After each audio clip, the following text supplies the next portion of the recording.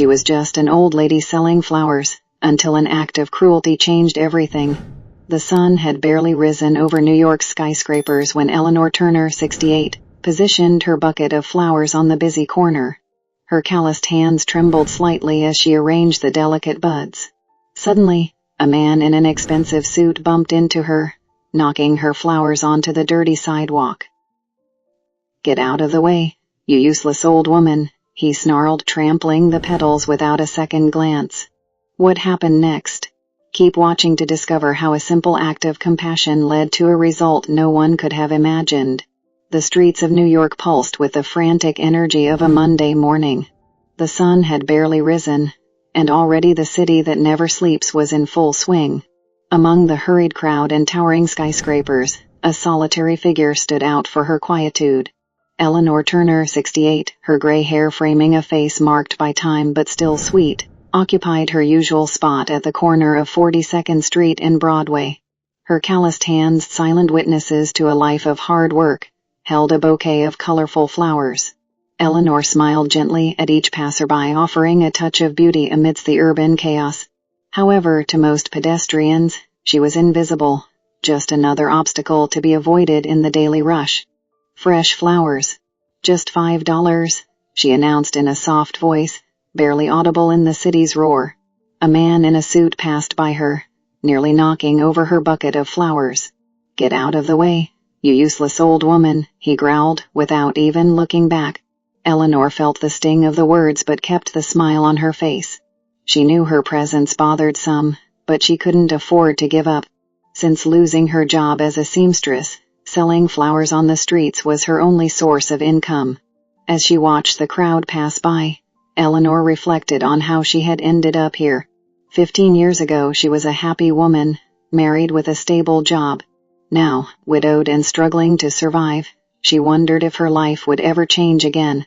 Her thoughts were interrupted by a familiar voice. "Good morning, Mrs. Turner. How are the flowers today?" It was Emily Carter, a young art student who always stopped to buy a flower and exchange a few kind words. "Oh, Emily dear. They're beautiful as always.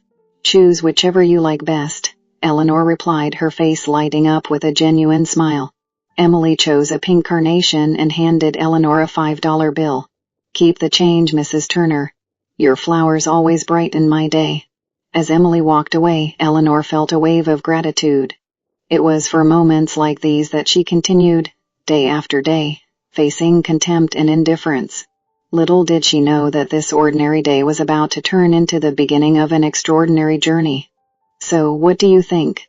Should Eleanor continue selling flowers on the streets, even though she's constantly humiliated, or should she give up and seek government assistance? Share your opinion in the comments. This is a divisive issue. Some believe Eleanor's perseverance is admirable, while others think she's unnecessarily subjecting herself to inhumane treatment. What would you do in her place? Ryan Brooks walked hurriedly through Times Square, his phone glued to his ear as he shouted orders to his assistant. At 35, Ryan was the embodiment of Wall Street success, impeccably dressed, confident, and relentless in his pursuit of more power and money. "I don't care what you have to do, close that deal by noon or you're fired," he bellowed before abruptly hanging up. It was at that moment that he noticed Eleanor, standing in his path with a hopeful smile and a flower extended in his direction. "A flower to brighten your day, sir?" Eleanor asked softly. Ryan looked at her with disdain. "Get out of my way, old woman. I don't have time for this." He pushed Eleanor aside, causing her to stumble and drop some of her flowers. Eleanor, shocked by the rudeness, began to pick up her fallen flowers.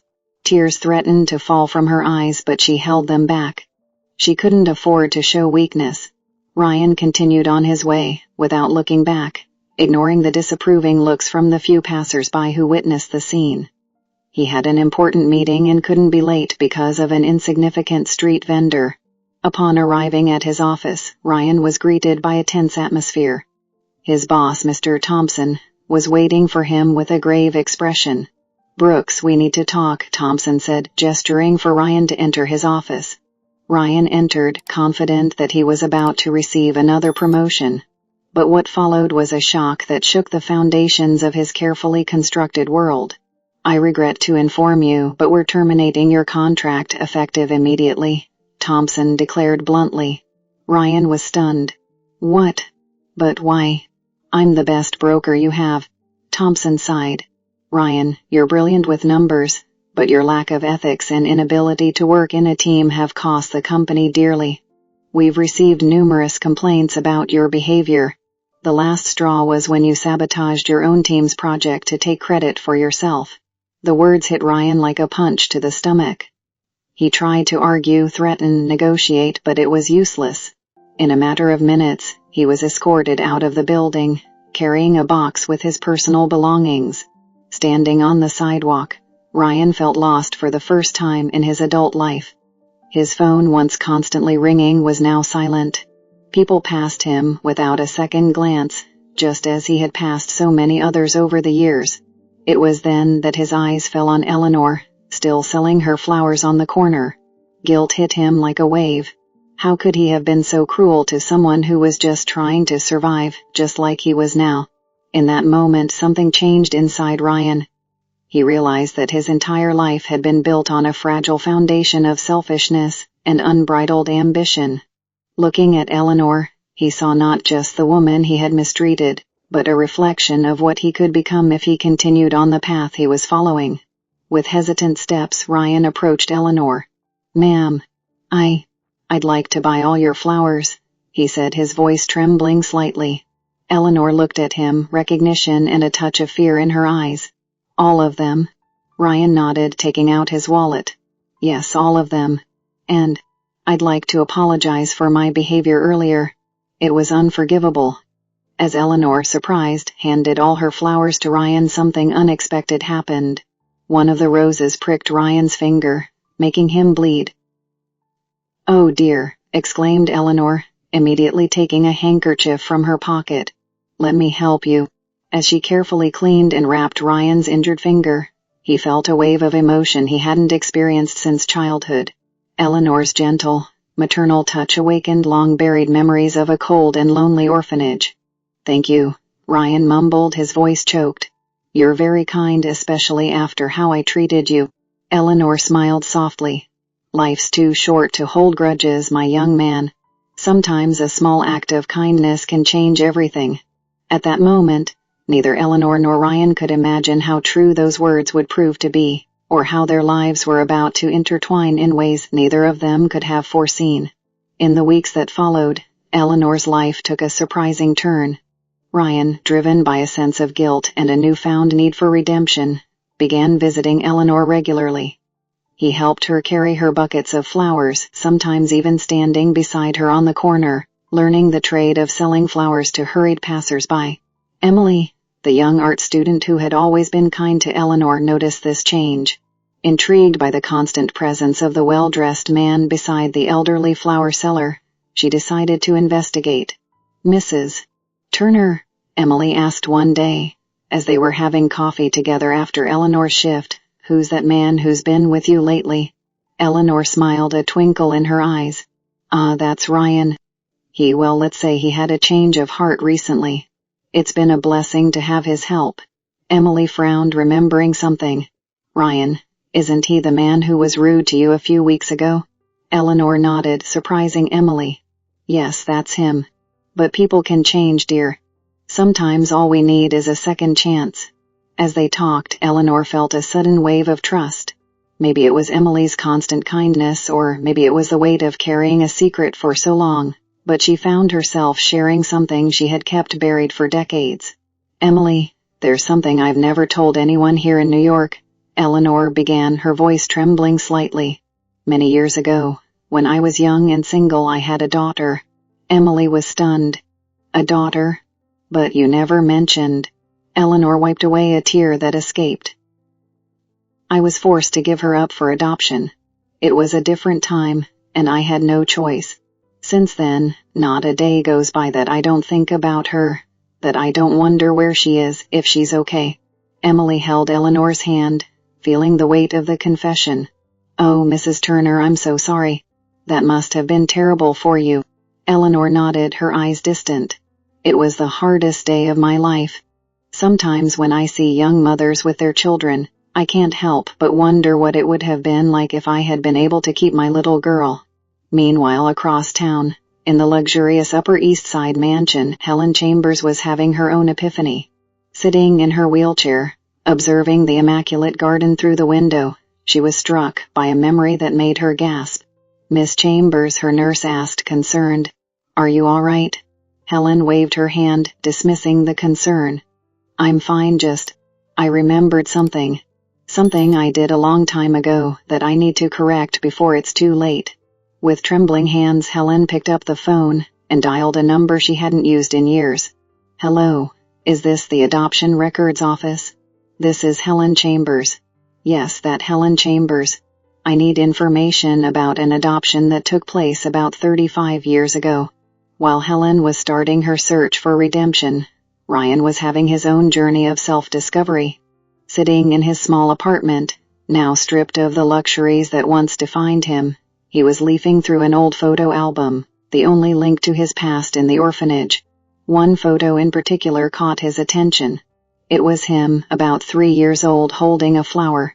The memory was vague, but there was something familiar about that flower, something that made him think of Eleanor. Ryan picked up his phone and hesitantly dialed a number he had never used before. "Hello, I'd like to request information about my adoption. My name is Ryan Brooks." The gears of fate were in motion, connecting lives in ways no one could have predicted. Eleanor, with her heart full of unrealized love. Emily, determined to help her elderly friend, Helen, seeking redemption for past mistakes. And Ryan in search of his roots and a new purpose. What began with a simple act of selling flowers was about to trigger a series of events that would forever change the lives of all involved. In the weeks that followed, the search for truth intensified for everyone involved. Emily, driven by compassion and curiosity, decided to use her artistic skills to help Eleanor. She began creating portraits of Eleanor's lost daughter, based on the elderly woman's emotional descriptions. "She had the brightest green eyes you've ever seen," Eleanor recounted, her hands trembling as she held a cup of tea. "And a smile, oh, a smile that could light up all of Times Square." Emily listened attentively, her skilled fingers tracing soft lines on the paper. Each portrait was a possibility, a version of what could have been. For Eleanor, it was like seeing ghosts of a life she never had the chance to live. Meanwhile, Ryan was diving deeper and deeper into his own history. He spent days at the Adoption Records office, sifting through dusty files and facing endless bureaucracy. Each document, each piece of information was a piece of the puzzle of his identity. One afternoon, as Ryan was examining a particularly old file, he found something that made his heart stop. It was a faded photo of a young woman holding a baby. The woman had a gentle smile that seemed strangely familiar to him. "It can't be," he murmured, his eyes wide with surprise. Across town, Helen Chambers was having her own shocking revelation. After weeks of discreet investigation, she finally found what she was looking for, the record of the adoption she had supervised so many years ago. "Oh God," she gasped, letting the paper fall from her trembling hands. "What have I done?" The pieces of the puzzle were starting to fit together, revealing a picture no one could have predicted. That night, Eleanor had a vivid dream. She saw herself young again, holding her newborn child. Eleanor's dream was interrupted by the shrill sound of her phone. Still disoriented, she answered with a sleepy voice. "Hello, Mrs. Turner? This is Helen Chambers." The voice on the other end of the line was frail but determined. "We need to talk. It's about your daughter." Eleanor's heart nearly stopped. My daughter? How do you?" "Please," Helen implored, "can I see you in person? It's a long story, and I owe you a face-to-face explanation." Trembling, Eleanor agreed. A few hours later, she found herself in Helen Chambers' imposing mansion on the Upper East Side. The house was grandiose, but it had an air of loneliness that Eleanor immediately recognized. Helen, seated in her wheelchair, looked much smaller and frilier than her reputation suggested. "Eleanor," she began, tears in her eyes, 35 years ago, I made a terrible mistake. A mistake that affected your life and the life of your son in ways I can't even begin to imagine." Eleanor felt the world spin around her. "My son?" Helen nodded sadly. Your daughter was actually a boy. There was a confusion in the records, a confusion I should have corrected, but I was so focused on my career, on keeping up appearances. I failed you, Eleanor. And your son." The revelations continued to flow. Helen explained how Eleanor's baby had been adopted by a wealthy family, how the records had been altered to hide the mistake, and how she had carried this guilt for decades. Meanwhile, across town, Ryan was having his own epiphany. After days of research, he finally found what he was looking for: his original birth certificate. His biological mother's name was there, clear as day, Eleanor Turner. With his heart pounding, Ryan ran through the streets of New York. He needed to find Eleanor, needed to know the truth. When he arrived at the corner where she usually sold flowers, he found only Emily. "Where's Eleanor?" he asked, breathless.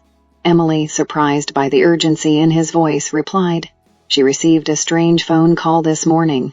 Said she was going to visit someone named Helen Chambers." The name made Ryan freeze. Helen Chambers was a name he knew well from the adoption records. Without wasting time, he hailed a taxi and gave the address of the Chambers mansion. When Ryan arrived at the mansion, the scene he found was surreal. Eleanor and Helen were sitting together, both crying. Seeing Ryan, Eleanor stood up, trembling. "Ryan," she whispered, recognition dawning in her eyes. "Mom." The word escaped Ryan's lips before he could stop himself. The silence that followed was deafening. Years of secrets, pain, and regret seemed to hang in the air. Then, as if moved by a force greater than herself, Eleanor opened her arms. Ryan didn't hesitate. He ran into his mother's embrace, sobbing like a child. Eleanor held him tight, her own tears mixing with his. Helen watched the scene, her heart heavy with guilt, but also with a strange sense of relief. Finally, after so many years, the truth had come to light. Emily, who had followed Ryan to the mansion, watched everything from the doorway, her eyes wide with surprise and emotion. She realized she was witnessing not just a reunion, but the beginning of a healing that had been needed for a long time. In the days and weeks that followed, the lives of all involved were transformed in ways no one could have predicted. Eleanor and Ryan spent hours, days, weeks talking, sharing stories and making up for lost time. Eleanor told about her life as a seamstress, about how she had been forced to give up her baby, and about the years of silent pain that followed. Ryan in turn talked about growing up in an orphanage, about his relentless pursuit of success, and how it had left him empty inside. "I always felt something was missing," Ryan confessed one night as they shared a simple meal in Eleanor's small apartment. "Now I know what it was." Eleanor smiled through her. Here's the continuation of the translation. Eleanor smiled through her tears, holding her son's hand. "I never stopped thinking about you, not for a single day." Helen Chambers, determined to make amends with her past, used her considerable influence and resources to establish a foundation dedicated to reuniting families, separated by poorly conducted adoptions. She worked tirelessly, even as her health began to fail, feeling that she was finally doing something truly meaningful with her life. Emily, inspired by Eleanor and Ryan's story, began creating a series of paintings portraying family reunions. Her exhibition, titled Lost and Found Bonds, became an instant success, launching her artistic career and bringing attention to the cause of ethical adoptions. Ryan, deeply transformed by his experience, left the world of finance behind. He began working with Helen at the foundation, using his organizational skills and his own story to help other separated families. But perhaps the most notable change was in Eleanor. The woman who was once called useless for selling flowers on the streets now walked with a new confidence. She continued selling her flowers, but now it was a choice, not a necessity. And with each flower sold, she shared a bit of her story, inspiring others to never lose hope. On a sunny Sunday afternoon a few months after the reunion, Eleanor, Ryan, Emily, and Helen gathered in Central Park. Eleanor with her flowers, Ryan with a photo album he had put together of his childhood, Emily with her sketchbook, and Helen in her wheelchair, with a serene smile on her face. As they shared stories and laughter, Eleanor looked around and felt a wave of gratitude so strong it nearly knocked her over. From a lonely woman selling flowers on the streets, she was now at the center of an unlikely but loving family. You know, she said, her voice soft but full of emotion, I used to think that selling flowers was just a way to survive. But now I see that every flower I sold was a seed of hope. And look at the garden that has blossomed from them. Ryan hugged his mother, Emily smiled through tears, and even Helen felt her eyes well up. At that moment under the New York sun, they were more than individuals, they were living proof that love, perseverance, and kindness can overcome even the most difficult circumstances. And so the story of the 68-year-old woman who was called useless for selling flowers came to an ending that no one could have predicted. Her act of kindness, her refusal to give up, had led to a truly unimaginable result, the healing of broken hearts, the reunion of a long-separated family, and the creation of a legacy of hope that would continue to flourish for many years to come. As the sun set over Central Park, Eleanor looked at the people around her, her found son, her young artist friend, and the woman who had changed the course of their lives, and knew with a certainty that came from the depths of her soul that every flower she had ever sold had been worth it. For in the end it wasn't just flowers she was selling, but small pieces of hope, love, and the promise that, no matter how dark the night, dawn always comes. And with that thought, Eleanor Turner, the flower seller who never gave up, smiled at the future, knowing that her story was far from over. In fact, it was just the beginning of a new and beautiful chapter. And what about you? Have you ever stopped to think if you've ever underestimated someone based on their appearance or occupation? How would you react if you were in Eleanor's place, facing daily contempt from people? Or if you were Ryan, discovering a shocking truth about your origins? This story reminds us that everyone deserves a chance to show their true worth, regardless of their current situation. Inequality and prejudice can be overcome with empathy, perseverance, and sometimes with a simple act of kindness. Share your thoughts in the comments below. Your story or opinion might inspire others. Don't forget to like this video if it touched your heart, and subscribe to the channel for more stories that make us think about the human condition and the power of overcoming. Together we can create a world where each person is valued for who they truly are.